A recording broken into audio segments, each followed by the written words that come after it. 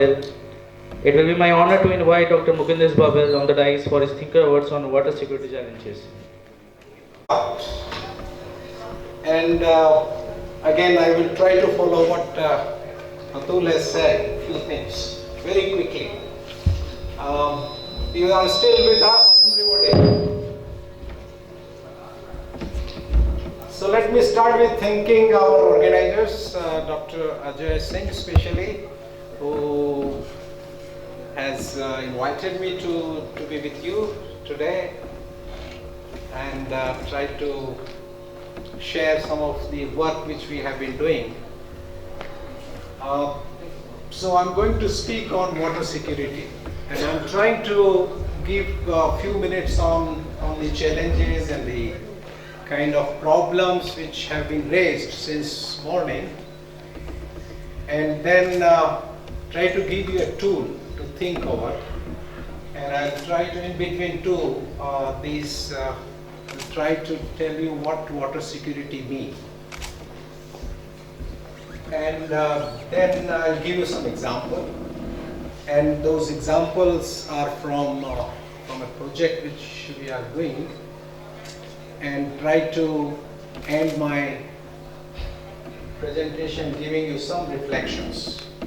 So let me ask you one or two questions, or simple questions, that many of you know about triple R, RRR, right? What is first R? Have you heard triple R? Raise your hand. What is first R? Reduce. Number two?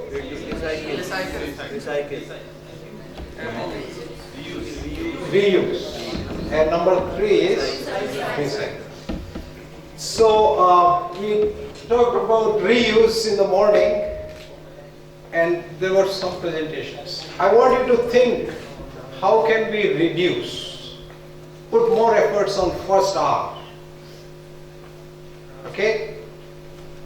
Now, give you an example.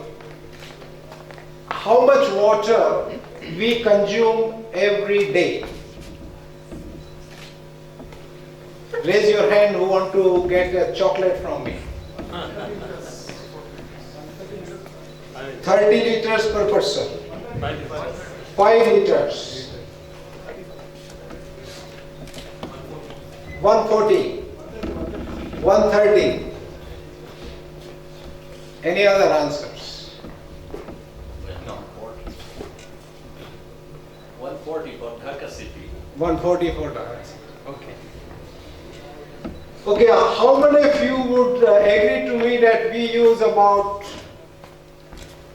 2,000 to 3,000 liters of water every day? Now if you want to grow rice, eat rice, the rice needs lots of water.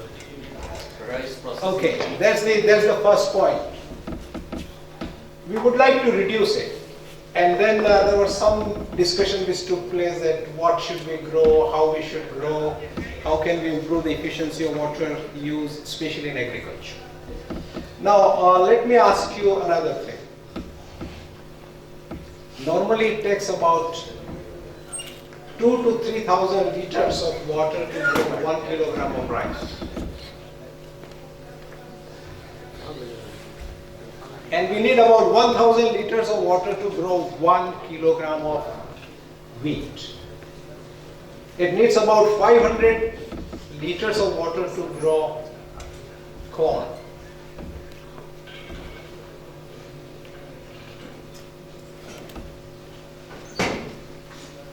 And it takes 15,000 liters of water to grow 1 kilogram of meat. We want to reduce. All of you agree that we should work on reduction. What should we do?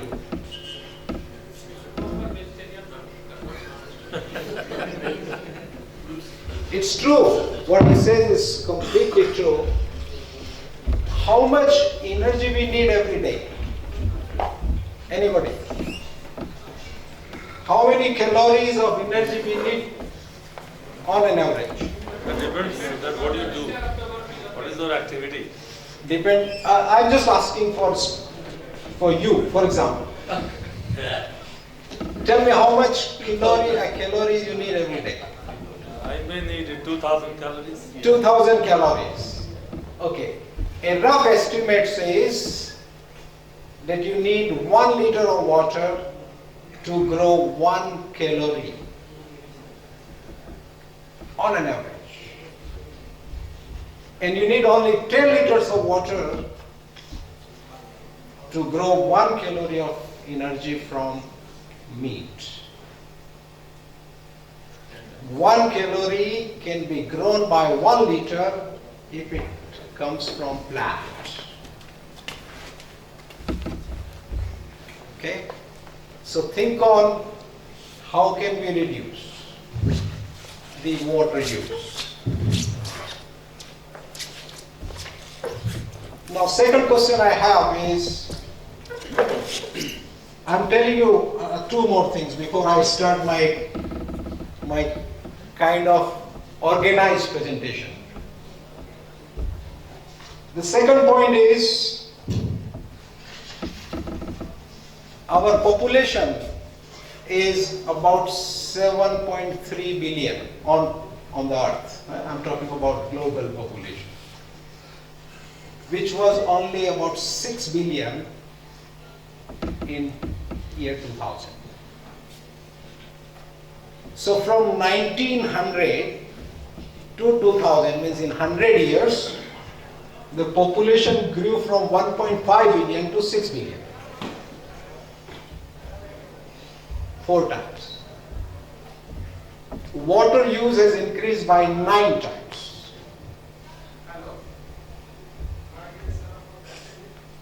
Okay? Why?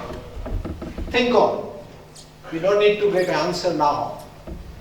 Now, last point which I would like to tell you is based on what was presented, and I was writing some notes, and I want to say, please read, please listen it carefully. 3 out of world's top 10, 3 out of world's top 10 food exporters are water scarce countries. Okay? And 3 of the world's top 10 food importers are water rich countries. Okay? Now these 4 things which I have told you will tell you many answers, and I want you to raise those questions to me. Okay? Now, coming back to my presentation, I am going to give you a tool, and I will start with some of the facts and figures, and I'll try to keep it very short so that, because you know all these issues. Top 5 global risks in terms of likelihood and in terms of impacts are related to water, related to weather, extreme events, floods, droughts, and water scarcity is one of them again. Next please. If you look into water security from the perspective of biodiversity and with respect to human security, you'll see that this map shows that India, of course, Africa, a lot of part of Africa, where the situation is quite severe with respect to both biodiversity and human security. Next please. In Indian context, this has been mentioned, but I would like to repeat. The population has grown up, the water use has increased, the availability of water has reached to almost 1,300. And we are going to touch a level of 1,000, which clearly says, and this is a national level picture. I'm not going into very specific local information. Next, please. Groundwater has also been mentioned, so I will not repeat. There are highly unorganized, overexploited regions of groundwater. Bangladesh is sitting here. Bangladesh and very similar situation in Bangladesh with respect to groundwater. Next, please. Now, tell me, any city in India where we can drink water from the tap and water is available 24/7. There is not a single city. No.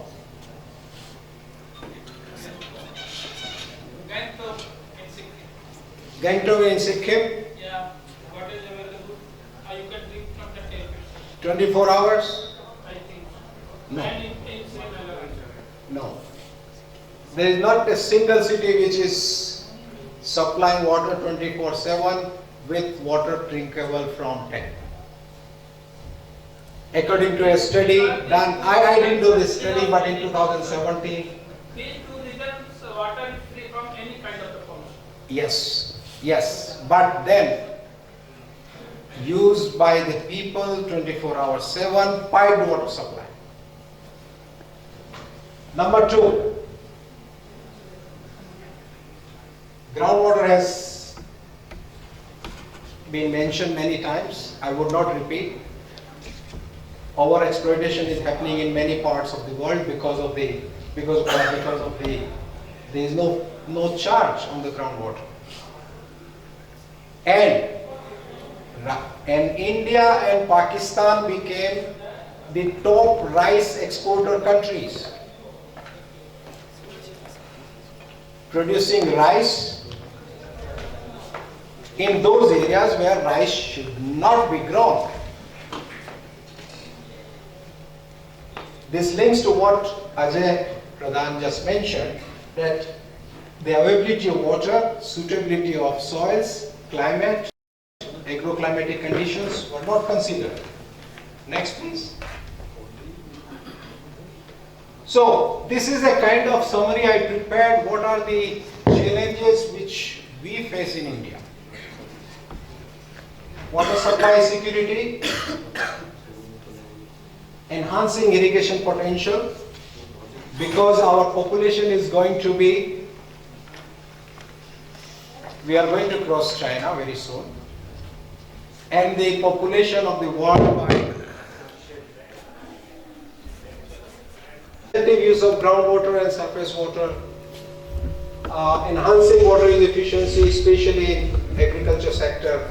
I do agree with Ajay, which he has said, even 10% improvement in efficiencies of water use in agriculture sector with so many of other, especially meeting the demand of urban sectors. Recycling and reuse, we have been talking about this. So a list of main challenges with respect to water security in India. Now next, please. SDG 6 was mentioned. I will not repeat. What I would like to say is having a society, a community which is water secure, we would be achieving sustainable development goal number 6. So if you look into this detail, 6.1 is about drinking water, safe and affordable. 6.2 about sanitation, hygiene, and so on. Next, please. 6.5 on integrated water resource management. 6.6 is on restoring and maintaining your ecosystems. And then we have capacity building and participation, which are very, very important to achieve any of these aspects. Next please.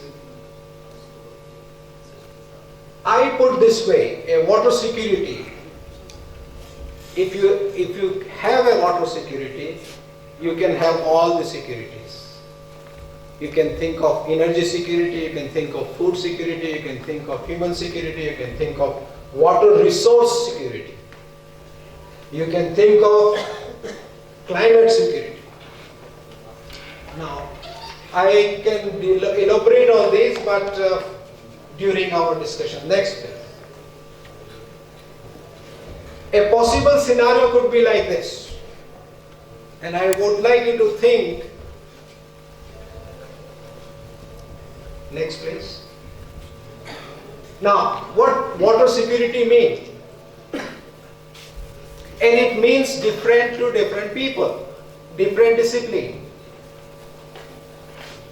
Agriculture discipline will say that if I have enough water for agricultural production and food security, oh, it is secure.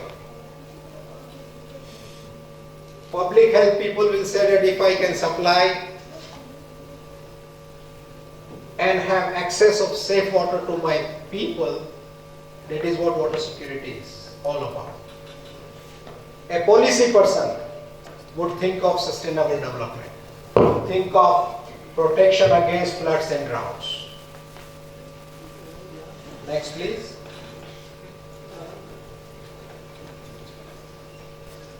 An anthropologist, a sociologist, an economist will think that having a proper infrastructure is security.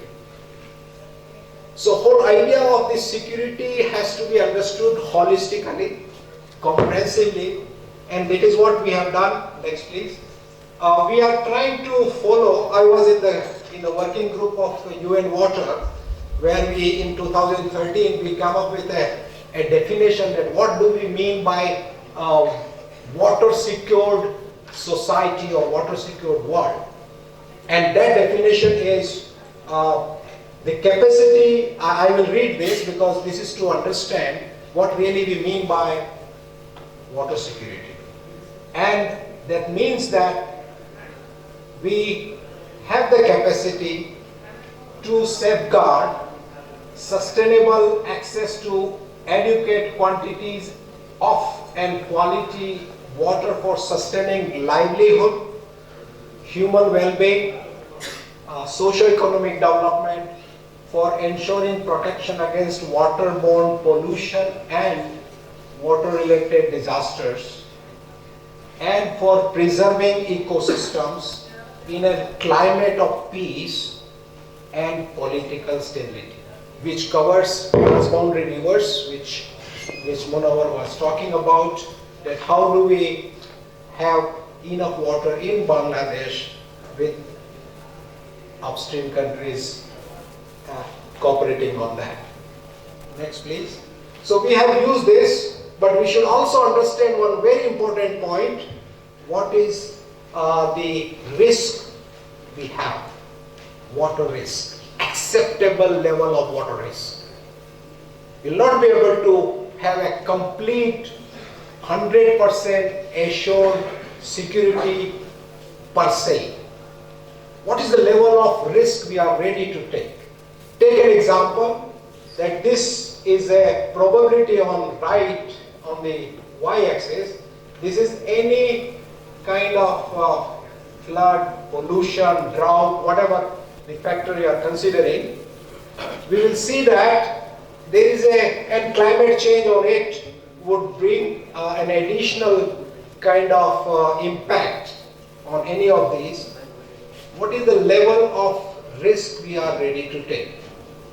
So securing water from all the perspective would not be possible, and we should define our risk or level of risk. Next please. Keeping this in mind, we have been working on this project for last 3 to 4 years, since 2014. We are concluding this study with 3 partners led by my organization called AIT. Central University of Rajasthan. So it's good that we are here in Central University of Jharkhand, and Water Resources University in Vietnam. Idea of working in 3 cases or 3 cities was to see how our approach can be useful for different climatic and diverse condition of environment.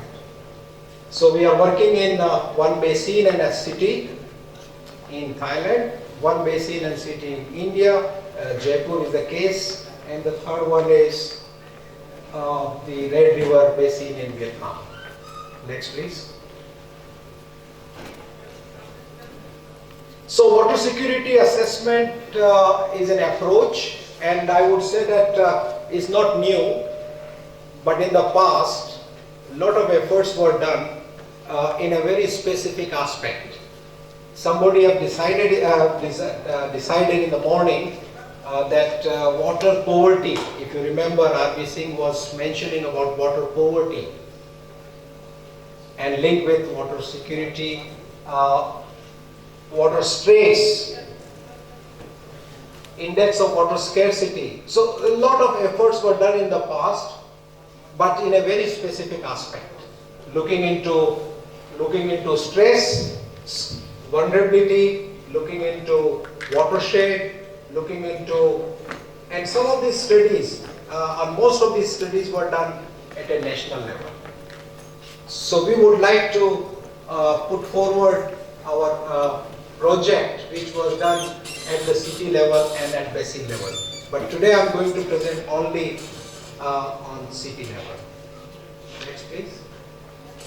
Approach is based on indicators, index. So is a overall frame, a very general frame which you can apply in Ranchi city if you would like to test it, and we would like to test it, and through this Center for Water Engineering Management, some of the students may like to take up this research. There will be many dimensions, and I will tell you what dimensions we have decided for Bangkok and Hanoi. Indicators, and then there are variables. We have kept in mind that these indicators are SMART. So they are specific, very, very specific, measurable, attainable, relevant, and time-bound. So these indicators must be SMART. Next please. Why city? Obviously all of you know, so I don't want to repeat, but one very important thing I want to say is that actions, we chose these cities because cities are the platform for actions to improve security. Now next please. We have come up with 5 dimensions, and 5 dimensions are: water supply and sanitation is one dimension. Number 2 is productivity. Water productivity. How many dollars you are making out of 1 cubic meter of water. The third dimension we have taken is water related disasters, mainly looking into floods and droughts. Number 4th dimension which we have taken is water environment, pollution related issues. And 5th one is how water is governed. And these 5 dimensions together will address your sustainable development goal number 6, and will address holistically all the aspects of water security. So if we can achieve a better performance in these 5 dimensions, we would say that Ranchi is water secure. Everyone gets enough water, sanitation is provided, productivity of water is much higher, there are no floods and droughts in the city, water environment is quite acceptable. We have to define what is acceptable, and then water is governed in a way that it continues, it has got a sustainability aspect.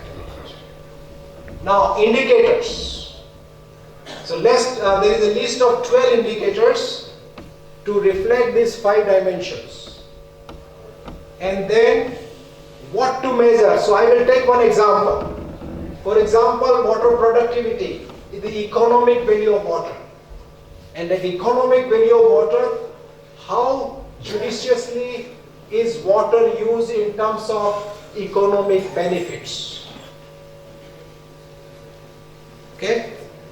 We can take another example, water environment. What is the state of pollution, for example? Okay, next please. But then just hold on. Water governance, we have used 3 indicators. And indicator number 1 is how the overall management of water sector is. Who manages water supply? Who manages urban drainage? Who manages urban flooding? Who manages the water bodies in the city? And that is how we have tested, or we have checked the water governance. Next please. Now this is the detail that, for example, quality of water supplied. The quality of water supply is tested through, does the water supply meet the national or international standards? It could be WHO standard, it could be your national standards. And then how can you measure it?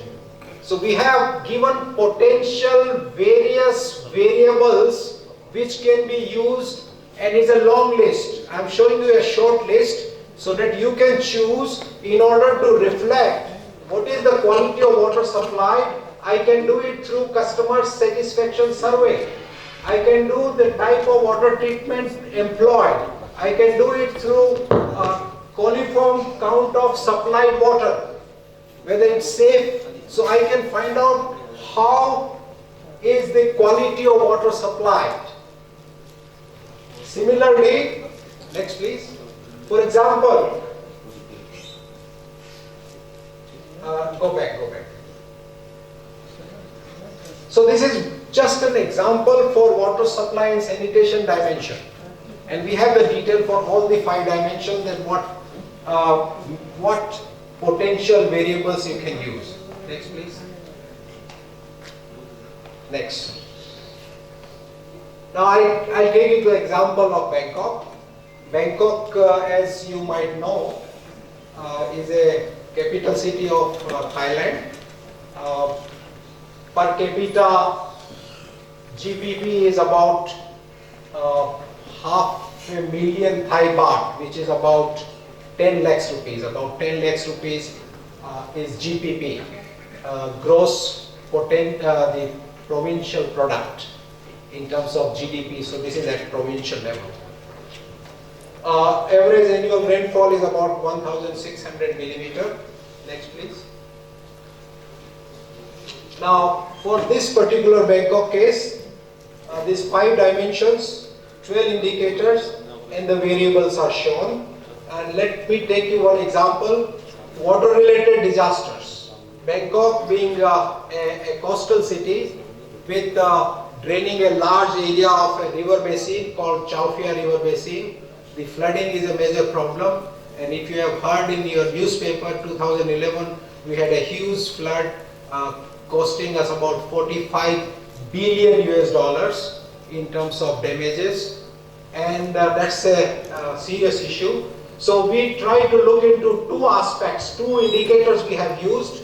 One is called what are the non-structural interventions which have done to mitigate let's say Bangkok case floods. And the second indicator we have used is on structural interventions to cope up with the floods. Now, how do we measure it? Non-structural interventions. So we have used a variable called drainage factor, and I will tell you how we do it. And structural interventions we have measured in terms of what is the investment done by the government and the private sector in terms of disaster response interventions. Okay, the details are in the presentation. Similarly, for water governance, we wanted to see what is the citizen support for water security. How the citizens could help improving water security. That we tested through a field survey. And we wanted to know that how much the people are aware of water security issues, whether they would like to contribute towards improving the water security. Next, please. Now, I'll give you some results. For example, water supply and sanitation. The indicator is water availability. Now, this particular slide shows what is the per capita water availability to the people, which is estimated by what is the total domestic water consumption compared to the population which is served. Now, this is in decreasing order, and we have reached to about 145, around 42. So 140 liters per person per day. That's the situation. Now next, on water availability, this Bangkok city is dependent on another river basin, and some water is imported. So we wanted to see that what is the level or what is the percentage of water which is imported from outside. It's about 20%. Next, please. So similarly, accessibility, we wanted to see that what is the population which has got accessibility to wide water supply compared to, of course, the total population. Next, please. This is on quality of water supply. So we used what is the satisfaction of residual chlorine. Residual chlorine is very important in order to be safe against the biological contamination. So we use that indicator to reflect the quality of water which is supplied. Next, please. Hygiene and sanitation. We use what is the proportionate cases of waterborne diseases.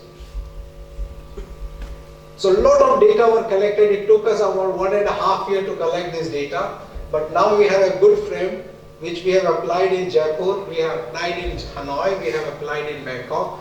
And next, please. I'll tell you much more about that. Economic value of water. So we wanted to find out what is the total non-agricultural, because there is not much agriculture in Bangkok city area, within the city. So we looked into non-agricultural GPP or GDP, if you want to understand that way, compared to what is the water use in non-agriculture sector. Next, please. I'm not telling you the data because you will not be able to remember, but I will try to summarize at the end. Similarly, we looked into the water-related disasters. Please go ahead. Structural and non-structural both, the way I have explained you earlier. Next, please. Water environment. So we wanted to see what is the dissolved oxygen level at the monitoring points in the natural water bodies within the city and how they are comparing with the permissible limit of dissolved oxygen. Next, please. This is the second one, which is related to what is the state of pollution in the city. So we looked into, wait. When I say next, then you go to next. Yeah? The amount of wastewater which is treated compared to what is total generated. And that figure is about, now we are reaching to about 60% of wastewater which is treated. Next, please. When it comes to water governance, which was very tricky and took a lot of time, so we did a field survey with the two organizations which are responsible for managing water, and one is called Bangkok Metropolitan Waterworks Authority, which is called MWA, supplying water, and the second one is BMA, which is responsible for urban drainage, urban flooding, pollution control in the city. So based on this, we try to find out what is the situation of governance. So there were 5-6 questions we have asked, and these are listed here. One of them was that, for example, how do you obtain public opinion when you develop a plan, for example, whether it's a water supply plan or a drainage plan, sewerage plan. Next, please. Another second, we looked into adaptability factor. How adaptable is the water sector with respect to the future changes. It could be climate change, for example. It could be the growth of population. How we are potential to adapt to the change. Next, please. And the third one, which was related to citizen support, and these are very unique ones. That's why I'm trying to spend some time. Citizen support for water security. So we asked them several questions, and I think there are 9 questions out of 20 questions which are related to whether citizens are aware of. So there were like about 6 to 7 questions related to awareness. And then around 8 to 9 questions were related to whether you will be interested in contributing to, for example, water security enhancement interventions. Right? So we then scored them that very likely, and all these kind of statistics was done. And these are the scores which are shown here. Again, the projection is very small here. I cannot explain you that. But we have done this through a questionnaire to 600 respondents. Next, please. Now, very similar was done for Hanoi and Jaipur. So I'm trying to not going through these results of Hanoi. Please go ahead with this. Next, please. Next.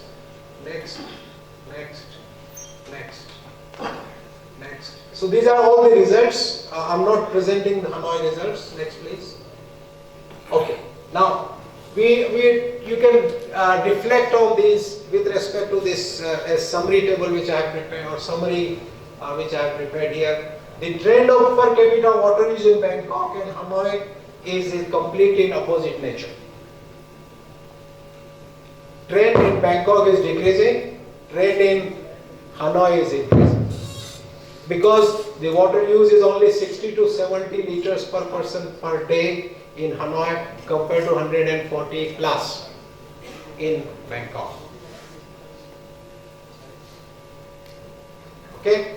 The second one, the population access to water supply in Hanoi is only 40% compared to almost 90% in Bangkok. 86%, 89%. In both Bangkok and Hanoi, the piped water quality is a matter of public discomfort. Water productivity in Bangkok is almost 5 times of Hanoi. The dollars per cubic meter of water is 5 times in Bangkok compared to Hanoi. Investment in disaster. Everybody says that the floods and the urban flooding is very important. Urban drainage systems are very important, but only 2 to 3% of the total city budget is spent on this. Only 2 to 3%. Next, please. Please conclude, sir. Yes. Next. Surface water quality in both cities is found to be poor, and almost 4 times the permissible limit in Hanoi. The wastewater treatment ratio in both cities is around 60%, which is quite satisfactory compared to many other places, where 10 to 20% wastewater is treated. The governance of water sector in Bangkok is quite satisfactory. And the last point is the public in Bangkok have a very good perception for the need to enhance water security. Based on the 600 questionnaire survey we have done. However, this perception does not translate into commitment to make water secure societies. That's the conclusion we have taken from this. Next, please. Final reflections with respect to how can we achieve water security. So my message to all of you is, end of the day, when you go back, try to say that now I understand what is water security. Would be a big achievement for me, that how we can implement it, how we can improve it.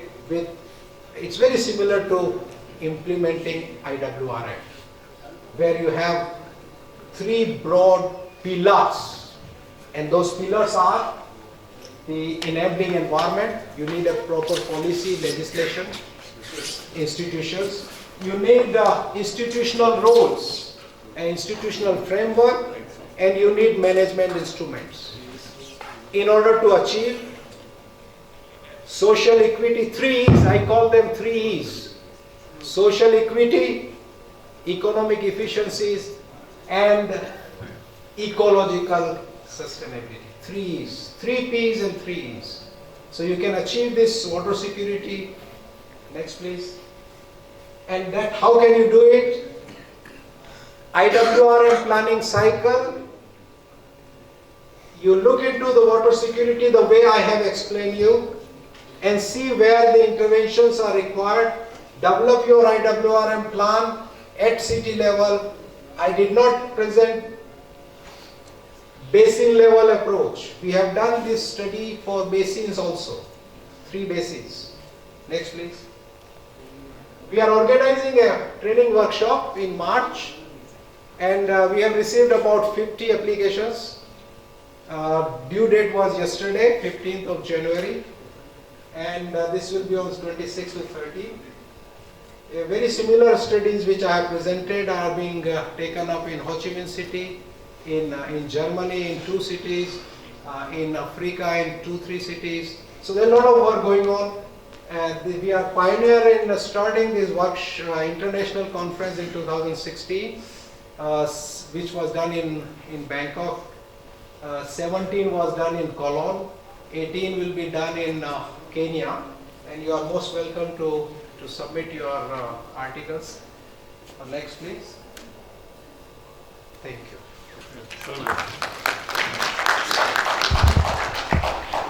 I'm sure you have questions. If you don't have questions, please, yes, please take one message. Yeah, we'll take the question first. And then, What about Jaipur? yes, we have the results. And Bangkok, then what is the outcome of Jaipur? Jaipur outcome is being finalized, and it was not in position to present it today, so I did not present. Otherwise, my idea was to present Jaipur case as well. But the study is Yeah, study is done, complete. Only finalization of conclusions and results are there, which anyway has to be done within this month because the report is due end of this month. Thank you very much, sir. I would like to invite up on the stage Dr. P.K. Padi, Associate Professor, Water Engineering and Management, to present the memento to Dr. Mukund, sir.